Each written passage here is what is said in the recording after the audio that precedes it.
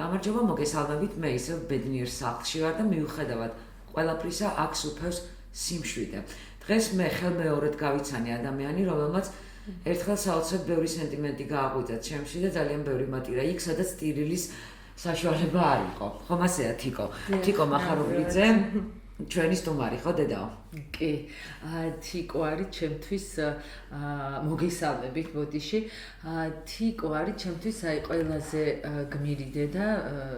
700-ზე მეტი შვილი ხომ ყოლია და ყველა დედა ძალიან განსაკუთრებულია, რა თქმა უნდა და ყველა იბრძვის, რა ვიცი, თავის შვილის სიცოცხლისთვის და ჯანმრთელობისთვის, მაგრამ თიკოს ესე ვეძახი ხოლმე, რომ ჩემთვის ყველაზე გმირი დედა არის. იმიტომ რომ აი გამოიწევს თავარი, რის გამოც გმირი შეგერქვათ, იმიტომ რომ ეს გზა ძალიან რთულია. ხო, ურთულესი მოგესალმებით. ჩემი ისტორია ცოტა განსხვავდება ფონდის შვილობილების ისტორიისგან, მე ჩემი შვილის ისტორია. ჩემ შვილს ჰქონდა ღვიძლის ავტვისებიანი სიმსივნე, ვერ დავამარცხეთ სამწუხაროდ ჩვეულებრივი მეთოდით და დაგჭირდა ღვიძლის გადანერგვა, სადაც მე ვიყავი დონორი. პირდაპირ. ხო.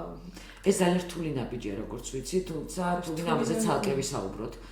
როგორც კიდევ. რთული ნაბიჯი ჩემ მხრიდან არ იყო ნამდვილად რაღაცა უფლის მადლა დაღვიქვი და რაღაცა ვერ გადმოვცემ როგორ აღვიქვი და რა ემოცია ეს ჩემში, არ ვიცი. ყველაზე მთავარი ემოცია რაც დამაქვს გულით და ტვინით, ალბათ არის ეს ემოცია, რომ მე ჩემი აი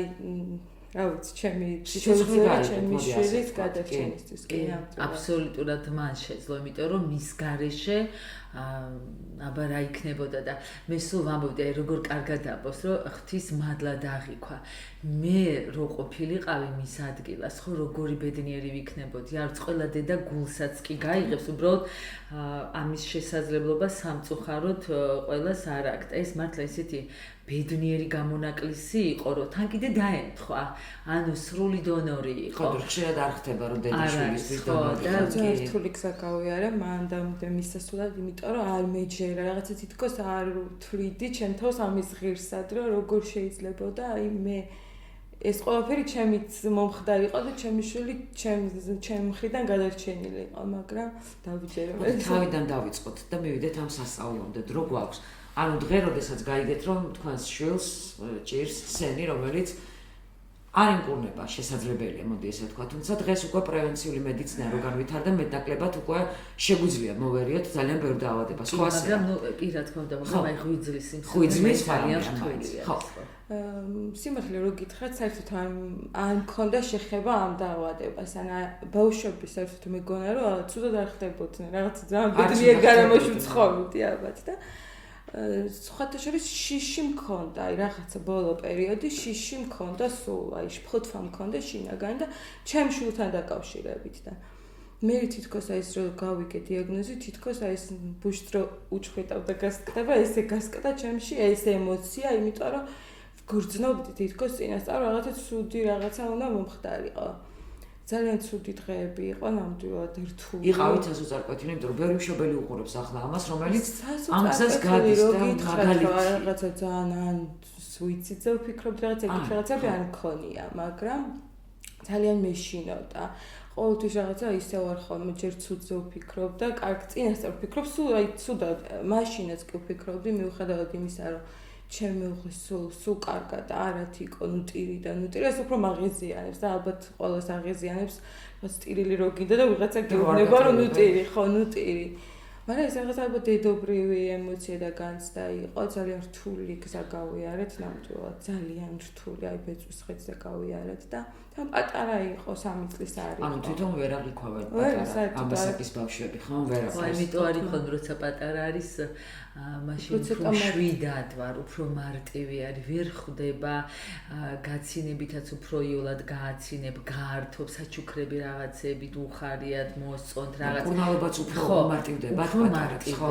პატართან ისეთი ის აქვთ ძალიან მათი ფიზიოლოგიაც, ორგანიზმიც უფრო მარტივად ერევა ამ ყველაფერს, კი გართულებებიც აქვთ, მაგრამ რაღაცნაირად როდესაც ის ემოცია არ აქვს, შიში არ აქვს. არ დათქმული არ არის მათი დიდია, ხო, რაც უფრო დიდია, მით უფრო რთულია, რაც უფრო პატარა, მით უფრო იოლი. მაგრამ აქ დგას მშობლები, რომლებიც 7 მაგათ ალბათ დაძაბულებია. ხო, რა ვიცი, ძალიან ცუდად ვიყავი და მეც პატარა ვიყავი ასაკით, ხა 24 წლის ვიყავი. ძალიან პატარა. ბავშვი ხო და მაგრამ აი რა ვიცი, ჩემი მეუღლეს ვამბობ ხოლმე, რომ ძალიან დიდი როლი ჰქონდა ამ ყველაფერში, აი არ ვიცი, ჩვენ ხშირად ვლაპარაკობთ ხოლმე, რომ თუ რამე გამაძლიერა და არ ვიცი, მის მაგვერდში დგომამ, რომ ეს ყველაფერი ნაკლებად სტრესულად, თუ ნაკლებად სტრესულად შეიძლება ითქვას ამ ყველაფერმა ისე ჩაიარა, რომ რა ვიცი, მაინც აი ჩვენ შემთხვევაში ყველაზე კარგი რაღაც მოგვცა ღმერთმა შესაძლებლობა, რომ აი მართლა რომ გადავხედავ ხოლმე ფონდის ისტორიას, ჩვენი შემთხვევასნაირი არ გვყოლია. ხო, საიდან მოხდით ფონდში, მოდი ამაზე სხვა და თან მივყვათ ქრონოლოგიურად კურნალობის ეტაპებს. საერთოდ წარმოდგენა არ მქონდა თუ არსებობდა, ალბათ ბევრი ჩემნაირი მშობელია ხოლმე აქ რომ არ იცის და საერთოდ ზოგადად ადამიანს რასთანაც არ გაქვს შეხება, გონია რომ ის პრობლემა არ არსებობს და მეც მათ რიცხვს მივეკუთვნები. პირველი შეხვედრა და ტელეფონით მოხდა, დედაჩემთან სვანია და აქედან მოხდა ჩვენი დაკავშირება. სისხლმა დაუძახა. ხო, ნამდვილად, ოღონდ რაღაცა ცოტა ბარიერი მქონდა. არ გინდოდა? ხო, არ მახსოვს. რაღაც ცუდი წარმოდგენა რომ მქონდა რომ მითხრეს რომ ისო. ხო, გახსოვს. არ ვიღაცა რომ მითხრა რომ რა გეგონათ? ანუ კლინიკაში რომ მოვხდით, ვიღაცა მითხრა და ნამდვილად ვერ ვიხსენებ, რაღაცები არის ჩემს იმაში რომ ვეღარ ვიხსენებ. აი ხო, აიშლება ხოლმე, კი. დედა თინათინი თქო და არ ვიცი ვინ მითხრა კლინიკაში, რომ დედა თინათინიო ისო მშობლებსო, შულის გარდაცვალებისთვის ამზადებსო და აი საშინელი პროტესტი, აფორმულირებით მტკივნეულად მიიღება. როცა იბრძვის შულის სიცოცხლის გამახსენდა ბოდიში ხო. საშინელი პროტესტი მქონდა, რომ მითქი ჩემი შული არ გარდაიცვლება, თქო და არ მინდა მითქი მომზადება, თქო საერთოდ არ მინდა, თქო და ეს პროტესტი მქონდა რამოდენიმე თვე გაგრძელდა, მაგრამ იქ მესმოდა დედა თინათინი, აი ჩვენი ბავშვები ვინც აქ მოდიოდნენ და ცხოვრობდნენ და მე ერთხელ მახსოვს ღამე იყო და მამა ნაზართან ერთად მოვიდა და შემოდის კლინიკაში მოვიდა და ისე დავდიოდით ხოლმე მაინც იძახის რომ ის მეჩვენეთ სვანი ბებია რო ყავსო და შემოვიდა პალატაში და აი რომ ვიხსენებ ხოლმე დედა თინათინთან შეხვედრას ეგ მახსენდება რომ პირველი ემოცია იყო რომ დავინახე რომ რამდენადაც კარგავდი ამ ადამიანთან ურთიერთობა რო არ მქონდა პირველი ემოცია ეგ იყო და ეგრევე ჩემ მეუღლესთან დაურეკე რომ აქედან რომ გამოვართ აუცილებლად ფონდში უნდა წავიდეთ თქო და აი იქიდან დაიწყო ჩვენი საოცარი ისტორია დაუსრულებელი ჩვენ გვაქვს არ ვიცი მე ფიცი მოგზადებული რომ ისეთი ადამიანური ფიცი რომ მე არ არსებობს ჩემი ერთი დღეც კი ამ ადამიანის გარეშე და ჩვენ ხშირად გვისაუბრია მშობლებსაც კი რომ აი რაღაცა ფონდის და დედა თინათინის შესისხორცება ხდება ჩვენ ცხოვრებასთან რომ მითხრათ რა არის ბერიატრიას ფონდი ჩემთვის ვერ აგიხსნით აი ყოველდღიურობა აი არ ვიცი ჩემი დიდი ოჯახია რომ რაღაცებს როგორც გეგმავ სახლში ისე გეგმავ ფონდში ის კი არა შეიძლება კავშირში არ არის ამ თემასთან წინა გადაცემის ჩაწერისას დედა ჩემი დამხვდა იქო და მე ხაზი გაუსვა ოთომ რომ ჩემი ნამდვილი დედა ბიოლოგიური არ იყო და რამდენიმე წამი ვიფიქრე რომ შეიძლება ეს ოთო აყვანილი იყო და ყავდა დედა რომელმაც ანუ არ დაუშვი რომ მაპატიეს ჩემი პრობლემაა რომ მე არ დაუშვი რომ შეიძლება დედა თინათინი დედა ყოფილიყო მაგრამ ეს ადამიანი ხდება მათი დედა კი სხვათა შორის პირველად რომ მივედით ფონდში მახსოვს რომ ეს გითხრა კაბინეტში ვიყავი თქვენშიც არ გახსოვთ რომ მე არასდროს მექნება პრეტენზია რომ ამ ბავშვებისთვის ვიყო პირველი დედა, მაგრამ მეორე აუცილებლად. არ პრეტენზია გაქვთ, ხო? აი მეორე აუცილებლად. პირველი რა თქმა უნდა ფიზიოლოგიური დედები არიან და ამ ზღვარს ყოველთვის კარგად ვიცავ. უბრალოდ შეიძლება უფროსი შვილობილების მისაიდუმლე ვიყო, მაგრამ ყოველთვის ძალიან ესე სწორად და ლამაზად რომ ჩემი იმედი ჰქონდეთ, შეიძლება დედას არ უთხრა რაღაც პრობლემა თუ გააქვს და აუცილებლად უნდა ყავდეს მეორე დედა და ამ მეორე დედის ამპულა ძალიან კარგად მაქვს მორგებული და ამპულას მარტო ვერ ვიტყვი, ყველაზე ძვირფასი თუ რამე ხა დღეს მე მაქვს ის რომ ეს ბავშვები დედად არ მიქვამენ და დედას მეძახიან ყველაზე ძალიან მართლად გეძახიან დედას კი დედა და მორჩა იმდენად რომ ვერც ვიტყვები რომელ დედაზე ამბობს არ გეწყინოთ დედებო მაგრამ ძალიან უყვართ მართლად დედა კი მე აი ჩემ შულთან ხა ჩემ შულთან მოიზარდა 13 წლის არის და რაღაცა ისეც რომ გააკეთებს ხოლმე მაფრთხილებს დედათინათინს არ უთხრაო ანუ უფრო მეტი რიდი აქვს და რაღაცა სხვა დამოკიდებულება აქვს და არა მარტო ბავშვებისთვის მე ვფიქრობ რომ მშობლებისთვისაც დამატებითი დედა გაგვიჩნდა ცოტა კომპლექსი მქონდა აქამდე მარტო დედა დამეძახებინა აი რაღაცა არ ვარ ძალიან ისეთი ვერ გამოვხატავდი და სიყვარულს და დედა თინათინს ვაყოლებდი და ეხლა რომ რაღაცა ყოველდღიური ურთიერთობა მაქვს დეგახდა? ხო, აი დედას რომ ამბობ, თან თითქოს მაინც კომპლექსი მაქვს, მაგრამ მაინც ვეძალავები ჩემ თავს, რომ დედა დაბუძახო მარტო დედა.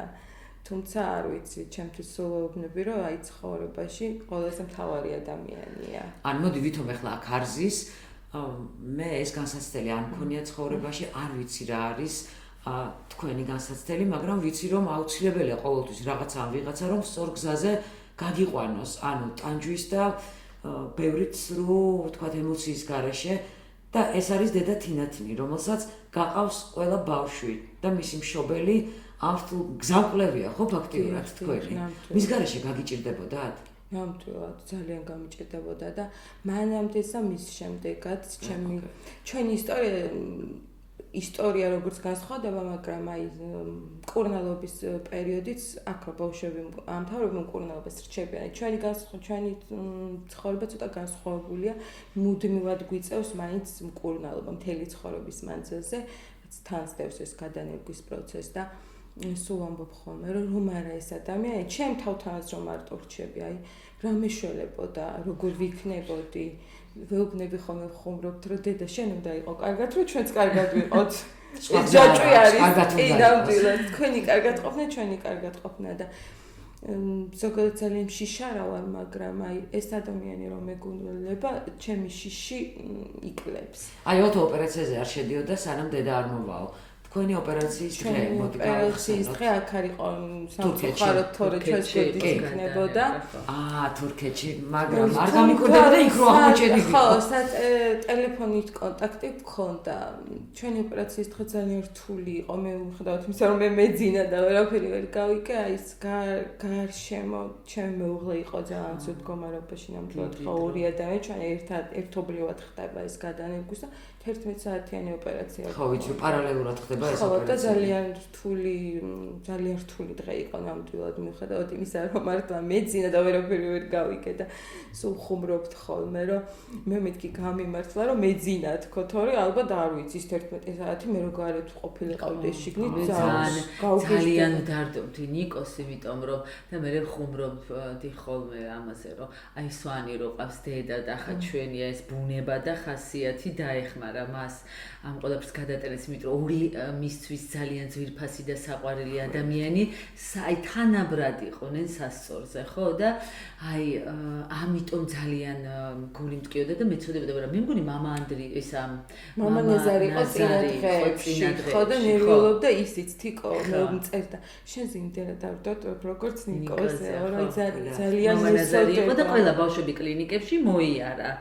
მამა ნაზარმა ჩემი შვილობილები ისე დაემთხვა რომ იმ დროს ის იყო თურქეთში და როდესაც ჩვენგან ვინმე ფონდიდან არის თურქეთში რა თქმა უნდა ყველა ბავშვებს შემოივლის ხოლმე და ეს თან კიდევ ახლა ეს 10 წლის წინ იყო და მაშინ შესაძლებლობაც აქ ძალიან რთული მდგომარეობა იყო კიდე სხვა ბავშვები ძალიან მძიმე ბავშვები მყავდნენ მაშინ საბა იყო თემკანო ძალიან ბევრი ბავშვი მყავდა ვისთვისაც ესე ვთქვათ რომ ჩემი აქ ყოველ წამიერი ყოფნა მნიშვნელოვანი იყო ხო იმის მიუხედავად მე ყოველთვის ყოველთვის ისე რაღაცნაირად ცდილობ რომ პრიორიტეტებით, აი ვის უფრო უჭირს რაღაც იმ დროს იქ ვიყო და საშიშროება კი იყო ოპერაციის, მაგრამ ყოველ შემთხვევაში უფრო ოპტიმისტურად უყურებდი და ვამბობდი რომ ყველაფერი კარგად იქნება და აქ უკვე ბავშვები ისეთ მძიმე მდგომარეობაში მყავდნენ რომ მათ გვერდში უნდა ყოფილიყავ და მათ მშობლებთან და ნაზარი რო იქით იყო მამაო. ამიტომ მშვიდად ვიყავი, თან დალოცა, აზიარა და აი ისე მომეშვა რომ არ ვიცი, აი მე იქ ვიყავი ესე ვთვლი. სულ ყოველწუთიერად გვწერდა მამაო და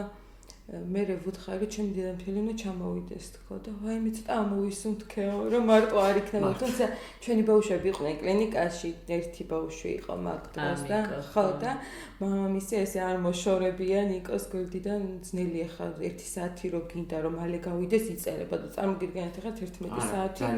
აი მეგონაო სულ იცით ხოლმე რომ თიკო ვუყურებდი სადაც მეგონა რომ არ მოძრაობდა ეს ისრებიო აი გაჩერებული იყო დრო და საბედნიერად რა ვიცი ყველაფერი კარგად არის რა კი ნამდვილად ხო და ხომ მართლა მიუხედავად ამ დიდი განსაცდელის მერე სიხარულიც ბევრი მოგვცა მოდი ურჩიეთ მშობლებს ვინც რა ვიცი ახლა იდგამს ფეხს ამ გზაზე ეს გზა მათი გასავლელია ეს გზა მათი შვილების გასავლელია რას ურჩევდი ყველაზე მეტად რა არის მნიშვნელოვანი ამ დროს რო არ დააზარალო თქვათ ბავშვის ნერვული სისტემა, ფსიქიკა და ბავშვი წაიყვანო რბილად ამ გზაზე. აი პირველ რიგში საკუთარი თავის აი მობილიზება საჭირო რომ მიუხედავად იმისა რომ პატარებიც არიან უფრო მეტი და ისინი შეიძლება რაღაცებს ვერ ხვდებოდნენ ემოციური კავშირი მაინც არის. არასდროს არ ვუნახავ ჩემ შვილს მომტირალი. მე ხა ცალკერას ვაკეთებდი არ იცის, მაგრამ როგორც ესეთი აი ცრემლი არ დავუნახავ ჩემ შვილს და ძალიან მნიშვნელოვანია, იმიტომ რომ ბავშვები მაინც გრძნობენ. საკუთარი თავის მობილიზება და აი ბრძოლას რა ვიცი თვითონ ყოველთვის აქვს აი რაღაცა შედეგი. ანუ სულ ოპტიმისტი იყავი პირველი წუთიდან ბოლომდე. ძალიან პირიქით ვიყავი. ხო, მაგრამ აი არ მაძლევდნენ გარშემო ხალხი იმის უფლებას, რომ თან რო სულ კითხულობდი ხა ყველას ამბავი გვაინტერესებს კლინიკაში. ჩვენნაირი პაციენტი არ იყო და ეს უფრო მეტად მძაბავდა რომ აი არ იყვნენ ერთი იყო მახსოვს ბათუმელი იყო ჩვენ მერე გავიცანით დიდი ბავშვი იყო და ხო ეს დიაგნოზი რო არ მისმოდა ეს უფრო მაშინ მაგდებოდა რა მაგრამ ნიკოლოზით მაინც განსხვავდებოდა იმით რომ ჩაკირული არის დაავადება და გადანერგვა და რაღაც ესეთი რამეები არ ჩატარებია მას ხო აი კარგზე არასდროს არ მიფიქრია და ეს ალბათ ის რაღაცა თავის ყველაც უცფიქრობს პირდაპირ ხო ეგ რთული ამას ვერ ჩაკეტავ რომ სახალხო არ არსებობს გამორიცხული ხა მაინც გეშინია რაც არ უნდა შენ თავთან იმუშაო დედა ყოველ შემთხვევაში ნუ მეც ესე ვგრძნობდი და სხვაებიც ესე იქნებოდნენ რა თქმა უნდა მე სულ მეშინოდა აი თიკოც გრძნობდა რაღაც ხო რაღაც საშიშროებას და მეც ეგ მქონდა სანამ დიაგნოზს გავიგებდით მე სულ მეშინოდა აი სულ მქონდა გულში შფოთი რომ შეიძლება დავკარგო არ იყოს ჩემთან და ესე გამეღვიძებოდა ხოლმე საშინლად ხო აი მე ამას გრძნობდი წლების ამას ამ შიშთან ერთად ცხოვრობდი წლები პირველად დავფიქრდი ახლა როგორი რთულია ყოველდღიურობა მაშინ როდესაც ერთად ბევრი პაციენტი რაღაცა რთულ დროს გადის დედა-თინათინისთვის ერთია რომ თავის-თავი აკონტროლოს რომ კარგად იფიქროს ანუ პოზიტიურად მოაწყოს რაღაცნაირად თავის ფიქრები მეორეა მშობელს ხელი ჩაკიდოს და მესამე კიდე ბავშვთან იყოს ანუ დიდი რგოლია ხო რომელშიც აი ძალიან დიდი აი ეხლა ხან სულ დამირეკეს და მინისტრის მოადგილეს ვესაუბრები და ხედა ზარი არის მშობლის რომელშიც ოპერაციას უკეთებდნენ და აი ესე ცუდად გავხდი სულ ამიკანკალდა ყველაფერი ან ორი რამე უნდა ეთქვა ან დასრულდა და ყველაფერი კარგად არის ან რამე გართულდა და ის არის მე ამიჩქარდა გული ცუდად გავხდი და რას ვეუბნებოდი უკვე აღარ მახსოვდა და ბოდიში მოვხდი მეთქა უნდა გადმოგირეკოთ 2 წუთში აი ხო ვერა მეთქარი აი უნდა ვიკითხო მირეკავს მშობელი მეთქარი ბავშვს ოპერაციას უკეთებენ და სულ რაღაც 2 წუთით გამოვედი კლინიკიდან და ამ დროს დაემთხვა ეს ყველაფერი ვუპასუხე და მეუბნება რომ პირველს შენ გირეკავო დაასრულდა და ყველაფერი კარგად არის ნუ და ის შიშვარსად არ წავიდა რაღაცა ის სულ მაგრამ რაღაცა ის მე ეს გულისცემა კიდევ უფრო მეტი გამიხდა მაგრამ რაღაც კარგი ემოციისკენ და ზოგჯერ ის ძალიან მეშინ არ გავგიჟდე რომ ისე ჩქარჩქარა ხდება რომ ვტირი ვარ ნერვიულობ მე უცებ ვიცინი ან არ მინდა რომ ნახონ ჩემი შეშინებული სახე იმიტომ რომ უფროსი ბავშვები მოდიან ან თუ ვტირი ვარ და მეკითხებიან რა ხდება ვინ არის სულტად ანუ ვის ემუქრება საშიშროება და ამის დამალვა ისე მიწევს ხოლმე რომ ძალიან დიდი ბრძოლა არის ჩემ შიგნიდან და რა ვიცი ზოგჯერ შეიძლება ცოტა არაადეკვატურადაც ველაპარაკები ადამიანებს და ამიტომ ბოდის ვითხოვ და რომ იცოდნენ ესე იგი ესეთი ბრძოლა არის ჩემში რომ ზოგისთვის ძალიან კარგი ამბავია და ყველაფერი კარგად მიდის და ზოგთან მიწევს აი რასაც თიკომ თქვა ეს ალბათ არ ვიცი ვინ თქვა მაშინ კლინიკაში მაგრამ ესეთი ბევრი საუბრები მქონია ხოლმე რომ უკვე როდესაც ვხედავ რომ ბავშვი არის ინკურაბელური უკვე მძიმდება ნელ-ნელა და ეს დღე გვიახლოვდება თუმცა ყოველთვის და ყველა მშობელს ვეუბნები რომ ღვთის მადლის და წყალობა ჩვენ არ ვიცით რა არის და იმდენი ბავშვი მყოლია მეთქი უმძიმეს მდგომარეობაში და კარგად გამხდარა რომ ვერ წარმოიდგენ სასწაულს უნდა ველოდებოდეთ მაგრამ სულ რო არ მოვწყვიტო რეალობას ამიტომ პრინციპში ეს პრაქტიკა მასწავლა ანუ სულ გიწევთ ლავირება სულ მუდმივად 3 წლის იქნება ადამიანი ვისთანაც ეკონტაქტებით თუ დიდი ყველასთან გიწევთ ლავირება ხო კი ძალიან და ეგ ყველაზე რთულია ჩემთვის და აი ყველაზე ძალიან რთულია როდესაც მშობელთან აი ეს დიალოგი მიწევს და უბრალოდ მივხვდი შეცდომას ვუშვებდი თავიდან იმიტომ რომ სულ მერჩია რომ ოპტიმისტურად ყოლოდა და ყველაფერი კარგად იქნება და ერთ-ერთმა მშობელმა მე გამომხედა და მითხრა შენ ხო მითხარი რომ ყველაფერი კარგად იქნება და ამ წინადადებამ დამანგრია ისე ცუდად გამხადა რომ აი ვერ აგიხსენ და მაშინ მივხვდი რომ რაღაცა სწორად არ ვაკეთებ და ესე არ უნდა მოვწყვიტო რეალობას ეს შოვრე ამიტომ ყოველთვის აი ეს ვცდილობ რომ ესე მაგრამ ესეც რომ არის მე ყველას ვეუბნები და იმ შობელს ესეთი რაღაც ვუთხარი რომ მე რო რამეზე ბუნებრივი მცოდნო და ჯერ ჩემშვილთან ვიზამდი ამას და მე შეშვილთან მეთქი მაგრამ მე აი ეს ძალა არ შემწევს და აი შენ დედა გენაცვალოს ამ სიტყვას რომ ვამბობ ეხაც რომ მივდივარ საფლავზე რომ ვეუბნები მე გული მტკივა რომ ეგ ვერ შევცელი ვერ შევენაცვლება ვერა მაგრამ თიკო ამიტოა ბედნიერი დედა და ჩემთვის გმირი რომ მან ეს შეძლო მას მართლა მისაღმერთმე ეს შანსი რომ იმ დაპირმასზე იყო დამოკიდებული და ამ სიტყვის მნიშვნელობა თიკომ შეასრულა. აი ზუსტად, აი ეს იმხელა შანსია ბოდიში მაპატიო. იმხელა შანსი და სულ ვამბობ და თიკო დღესაც გვერდში მიდგას 24 საათიან რეჟიმში ფონდის თანამშრომელია და ფონდის ესე თანამშრომლები და მოხალისეები უმეტესი არიან ფონდთან კავშირში და ვინც ეს გაიარა ეგ რაღაც გზა ბევრი მყავს ესეთები და იმიტომ რომ ყველაზე კარგად ესმით ამ ბავშვების და ამ მშობლების აი ზუსტად იციან არ მინდა თქმა რა უნდა გააკეთოს რა უნდა მოიფიქროს და ამიტომ და რა ვიცი კითხვას რო დაუბრუნდე მინდა ბოდიში გადავხატო ყველას თუ აზრის ზოგჯერ გამექცევა ან საერთოდ არაადეკვატურად რამე ვთქვი აი ზუსტად ეს ბრძოლები არის მაშინ და მე ამდენი ბავშვის დედობა ძალიან დიდი სიყვარულიც არის თან პასუხისგებლობაც და ძალიან დიდი ტკივილიც იმიტომ რომ ყოველ ჯერზე გავდივარ იმ გზას რასაც ჩემ ერთადერთ შვილთან გავდიოდი და როდესაც გარდაიცვლებიან და მამა ანდრიასთან ვუშვებ იმას კიდევ უფრო მძაფრად განვიცდით საერთოდ ადამიანის ბუნება ესეთია ცუდ რამეს უფრო მძაფრად განვიცდით ვიდრე კარგ რამეს და რომ მორჩებიან მაშინ ის სიხარული მაგ და ვფიქრობ ხოლმე რომ აი მამა ანდრიას რომ მორჩენილიყო ესე იგი ეს ემოცია მექნებოდა ხო ეს არის და რაღაცა ეს არის ხო რთულია მართლა რთულია ძალიან რთულია ხშირად ვფიქრობ მართლა ძალიან ხშირად ვფიქრობ და ვხვდები რომ რაღაცა ზებუნებრივ ძალასთან გვაქვს საქმე იმიტომ რომ ამ ემოციების მართვა და თან ამ ყველაფრით ადამიანებთან კონტაქტი და ასეთი სიყვარული არის მართლაზე ძალა და ვაღიარებ ამას დედას გეფსები და ჩვენ კიდე ის ვერ შევიგნეთ რომ აგერ დიღომში ქალაქის ცენტრში დგას სახლი ბედნიერების სახლი სადაც ბავშვები ყოველდღიურად ამ გზას გადიან ყოველდღიურად უწევს დედა თინათის ლავირება ცუდი კარგი ამის ყოველდღე უწევს თიკოს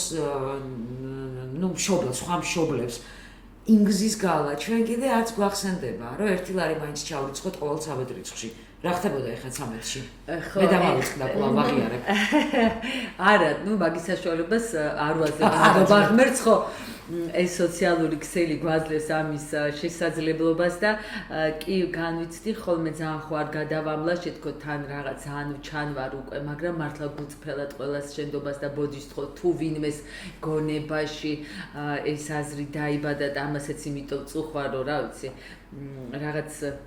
დავიცვა ადამიანები ხო იმიტომ რომ მე ჩემთვის მართლა არავის არაფერს არ ვთხოვდა თუ ეს განცდა დაეუფლებათ არ მინდა რომ რაღაც სოდვაში მეჩავარო დაეუფლა უბრალოდ ხო კარგია რომ გვახსოვდეს და კარგია რომ ხშირად გვესმოდეს ამის შესახებ მე ძალიან მიხარია ის რომ ადამიანების რაოდენობა იზრდება ყოველთვეს თან შეიძლება იყოს ნაკლები მაგრამ რაოდენობა დიდია და ეს ისე მიხარია რომ ვერ წარმოვიდგინთ იმიტომ ხა ადამიანი ბევრი ყოფილა 100 ჩარიცხავ 50 500 1000 ხო ხდებით და ისინი ახლა ყოველ 13-ში ამას ვერ გააკეთებენ ამიტომ რაოდენობა თანხის ბალანსი არ არის მაგრამ რაოდენობა ადამიანების იზრდება და ეგ ძალიან მიხარია და მე მინდა ვთხოვოთ ჩვენს ძვირფას მაყურებლებს რომ თანხა რო ნაკლები შეიძლება იყოს ზოგიერთ თვეში არის ფიქრობთ იქ ადამიანების რაოდენობა მეტია და ჩვენთვის ეს არის ყველაზე მთავარი და მნიშვნელოვანი რომ ძალიან ბევრი ადამიანი გავაერთიანოთ და ლარი იყოს თუმცა აქავე დავძენ რომ ვინც მეც გვირიცხავს იმათ იმდენჯერ მეტი მადლობა რა თქმა უნდა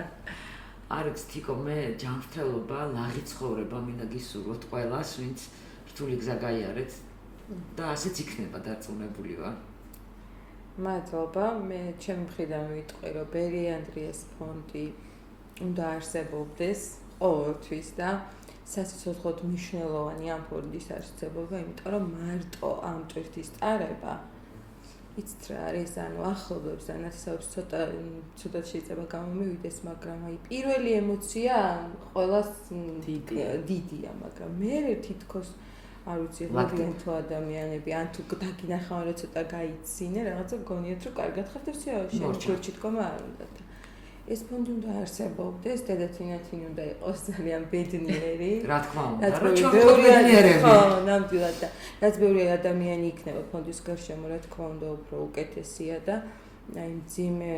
პერიოდი ვისაც უდგას ცხოვრებაში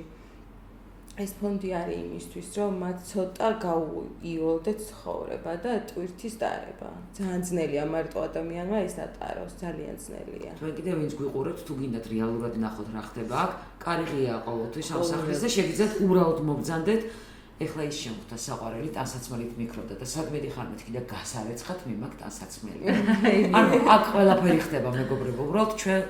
ყოველთვის ამ ფრთიანი კედლიდან მოგესალმებით ხოლმე. ეს შენობა არის ძალიან დიდი ძალიან ბევრი ადამიანი ფუსფუსებს და ძალიან კარგი ხდება აქ ყველაფერი. ნუ გარდა იმ რთული გზისა, რასაც გადიან. მომავალ ოთხშაბათს შევხვდებით. ყოველ ოთხშაბათს 21 საათზე ინტერნეტ გადაცემა სიცოცხლის ხები.